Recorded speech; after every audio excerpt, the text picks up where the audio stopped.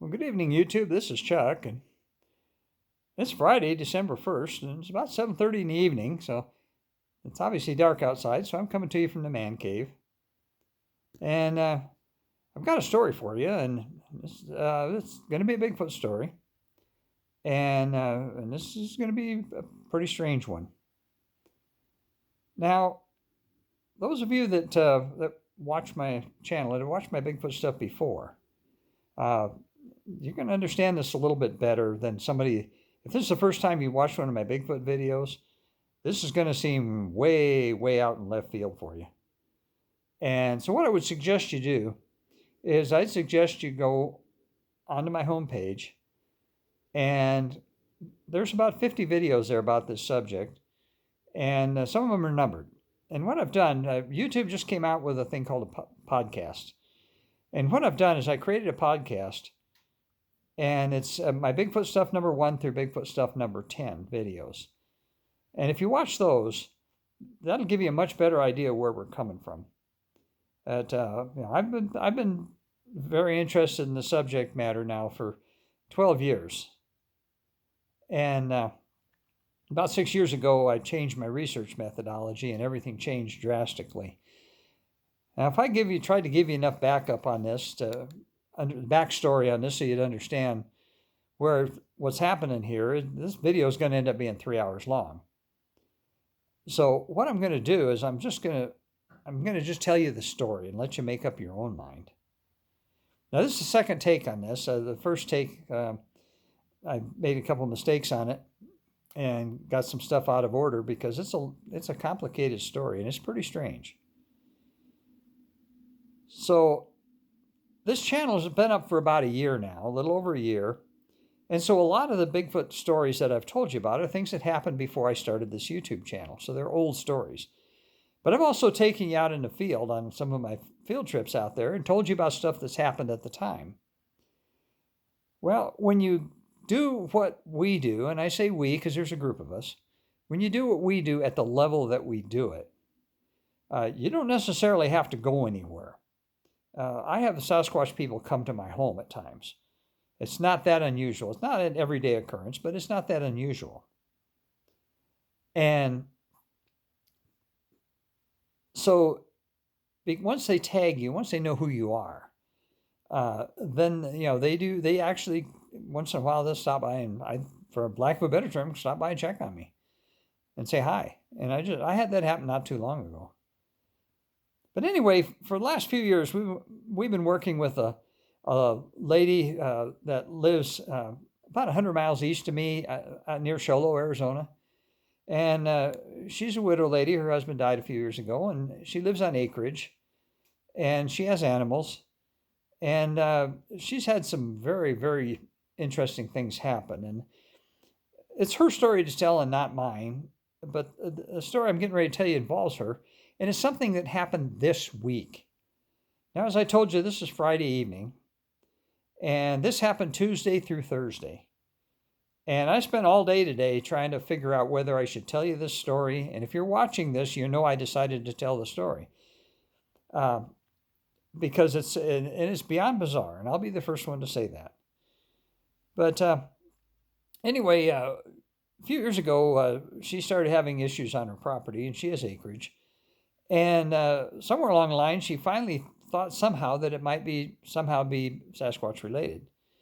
And so she contacted me, and Kevin and I went over and met with her, and we basically opened up her eyes. And what she's got is she has a family group that lives on her property. And they have lived there probably for, good grief, hundreds of years. And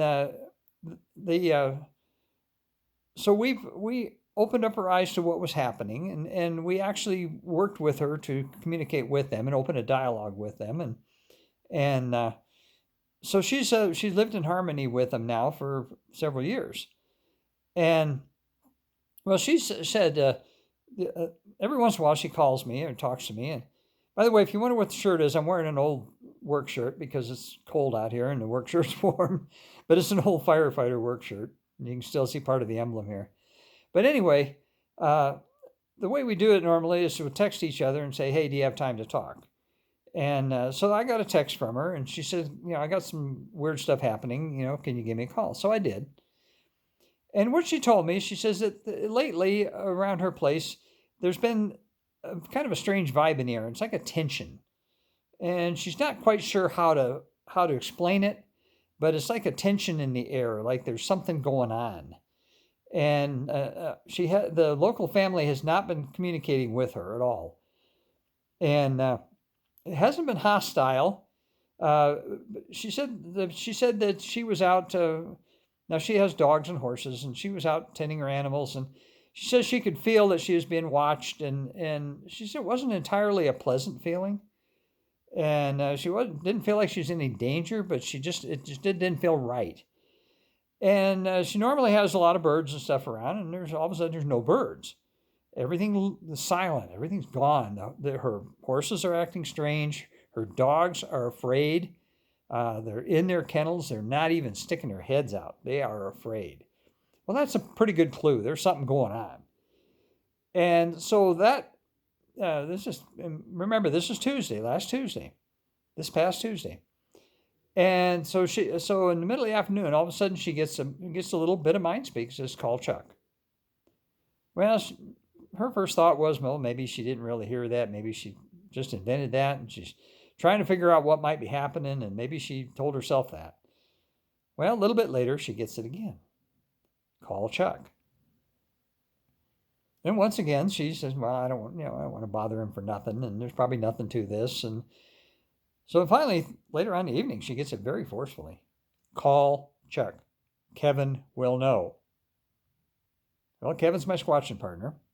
I've talked about him before. And anyway, so she decided, well, and the first thing she thought is, well, maybe something happened to me. Maybe there's maybe I'm sick or something happened, emergency of some kind. So she texts me, and I call her back, and the first thing she asked me, she said, "Are you okay?" And I said, "Well, yeah, I'm fine. Everything's okay here." So then she told me what was happening. Well, last Tuesday was full moon. And we have developed a hypothesis that sometimes the Sasquatch people, they'll have what they call gatherings, and they use the term gatherings. And they'll have gatherings, and it seems to somehow be involved with the lunar cycle, and a lot of times things happen on the full moon. And we've had a number of different things that have happened to us that have been full moon related that have led us to believe that. And so she hadn't even thought about that, and I mentioned it to her, and I said that, maybe there's some from other places that are there just because of the gathering, because of the full moon. And maybe there are people, maybe some of them don't like humans, and maybe that's kind of what's happening there.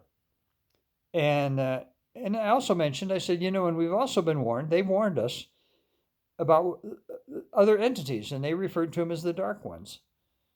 And so I said, maybe this somehow involves the Dark Ones. And the minute I said that to her, she got zapped. And I'm talking to her on a cell phone, so there's no wire connecting us. We're 100 miles apart. I got zapped too. I'm sitting in my kitchen, and I got zapped, and she got zapped at the same time. Well, that told me that, hey, I'm onto something. There's something going on there. So I said, ask him, see if there's something. In the meantime, I said, I'll contact Kevin. They said Kevin will know. So let's see what Kevin says. I said, I'll get back with you. So I contacted Kevin, and we talked on the phone. I told him what was going on. And he said, no, he had, at that precise moment, he had no idea. He didn't know what to say. I said, all right. So that was Tuesday night. So Wednesday morning, let me back up. Tuesday night, okay, I go to bed. The minute I go to bed, I'm laying there in my bed, and I feel a presence. I feel a large, powerful presence. Now, I've talked about my bedroom before. My bedroom's on the second floor above a 20 by 26 garage. And so the bedroom part is about 13 by 26, and it has high ceilings, so it's a pretty big room. And I'm laying there and I can feel this massive presence next to me. It's not hostile. It's not friendly. It's there. I tried reaching out to it in mind speak. I said, I can feel that you're there. Who are you? It was so intense to me that I even asked my wife, and she's laying next to me, and she's awake, and she's reading something off of her tablet. And I asked her, I said, are you feeling anything? No. I couldn't believe it because I could feel, it was massive. And what it felt like is it felt like if you laid down next to a 6-foot tall concrete wall that was 3 feet thick, even if you close your eyes, that concrete wall is there. And because you can sense it. And that's what this felt like. It was massive. Very, very powerful. Well, I tried to get to respond. I said, what's your name? Are you somebody I know? I know you're there. I can tell you're there. I could get no response. So thinking back on something I learned before, I decided to try rebuking. And what I did is I said, I know you're there. I don't know who you are. If you are a child of God, you are welcome here. If you are not a child of God, I command you in the name of Jesus Christ to leave. Boom, it was gone. I could feel it leave. I'm getting buzzed right now as I'm telling you this story. I can feel it. But anyway, so the next morning I get a call from Kevin. Kevin says, hey, last night when I was getting ready to go to bed and I was saying my prayers, I got mind speak. And what I was told is that this lady, we'll call her Elle, is that she needs to go out on her property and profess her faith to God. Okay, well, she's a very spiritual person. She prays, she reads the Bible. I understand all that. So I contacted her back and I told her that.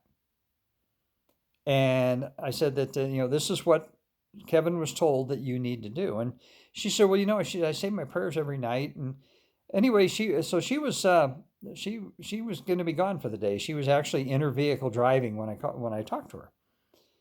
And so she says, I'm not going to get back until late this evening, so I'll have to do it tomorrow. I said, all right. So that was we left it at that. And she was kind of puzzled about it. She didn't understand why she would need to do that. So anyway, that was Wednesday. So Thursday, of course, I was out of town myself. We made a run to Costco, and I talked about that in my community posts. And anyway, so on the way back, I'm driving back up the hill, and I get a text from Kevin. And the text is that he talked to her, and he wanted me to call him when I got home. I was about halfway home, and I was right next to a big mountain. And the minute my wife read that text to me, I got tingled off the mountain, and pretty strong, and it stayed with me for about half a mile.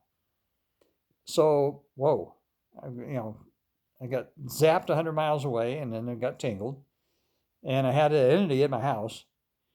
And anyway, so she had gone out that morning. This is Thursday morning. She had gone out to a little hill that's on her property. And she, out loud, she professed her faith in God. She said as soon as she did that, she said all of a sudden she could feel that tension lift. It was like poof, and it just went away. And all of a sudden everything felt normal again. And then she got very clear mind speak. It said, the land has been cleansed. Whoa. So what does all that mean? I don't know. We think we know a little bit about the Sasquatch people and about their culture and their beliefs, but there's way more that we don't know. So what can I tell you about this story? I can tell you what happened, and that's what happened. I've been thinking about this all day today. This is clear down in the evening now when I'm telling you this story. But I was trying to decide whether I'm going to tell you or not. And obviously, if you're seeing this, I've decided to go ahead and upload the video and tell you about it. Because this is, even by our standards, this is pretty bizarre. but it is real and it's something that happened. So I think look at my other videos. I always tell you, you're welcome to believe any part of it that you want. If you choose to disbelieve, that's fine. If you're skeptical, that's healthy. Took me a long time to get where I'm at on this because I was a hard sell and call it paranormal, call it extra normal, whatever term you want to use. It is weird, and it's stuff that we've always been told our whole life is not possible. But it's there, it's real. We've experienced many different ways in many different cases. We always, when we try to figure it out by our knowledge, a lot of it doesn't make any sense. And Kevin says, why do they do what they do what they do when they do it? And we don't have to understand it. They have their ways. And for whatever was going on over there, apparently that was resolved. And I haven't talked to the lady today. Like I said, I spent all day on and off trying to decide how I'm going to present this. As I said at the beginning, this is the second take on this because I kind of messed up the first one. I think I've got it this time. So what I'm going to do is I'm going to tell you, as I always do, take care of each other, love each other, take care of yourself. You're the most important person in your life. And I'll get back with you in another one here pretty quick. But this one will take a little bit of thinking. Some of you that follow my stuff that are in the same boat that I'm at, they'll understand totally what I'm talking about. And some of you folks will probably, you might take one look at this and decide, Chuck is batshit crazy, and that's the way it is. But watch the rest of my stuff. Keep an open mind and a good heart. And I'll talk to you on another one here real soon on a different subject, because this one here is pretty heavy duty, and I'll be the first one to admit it. So for right now, I think this has run for quite a while. So I think I'm going to tell you as I always do, peace out for now, and I'll be back with another one.